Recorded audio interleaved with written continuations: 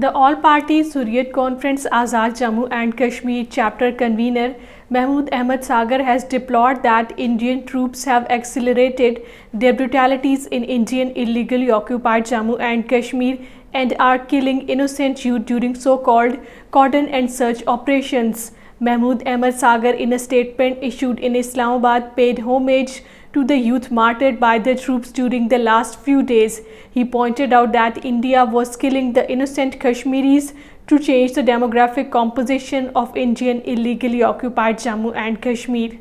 The president of Azad Jammu and Kashmir, Barrister Sultan Mahmood Chaudhry, has urged the international community to play a role in resolving the Kashmir dispute, which is the main cause of tension in the region. The AJK president, addressing an event in New York, expressed the hope that the people of America who believe in equality, justice and human rights will help the people of Jammu and Kashmir in achieving their inalienable right, the right to self-determination.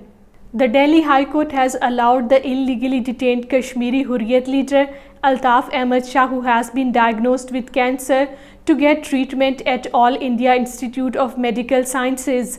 The all-party Hurriyat Conference leader Altaf Ahmad Shah has been languishing in New Delhi's infamous Tihar jail for the last over 5 years in a false case.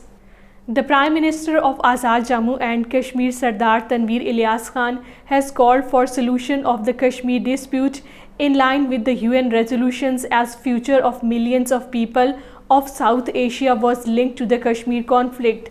The AJK Prime Minister, in a statement, deplored that the RSS-influenced Narendra Modi-led Indian regime was resorting to the worst state terrorism to suppress the Kashmiris' legitimate struggle for securing their right to self-determination. He said that India must remember the fact that it will never succeed to intimidate the Kashmiri people into submission by the dint of force.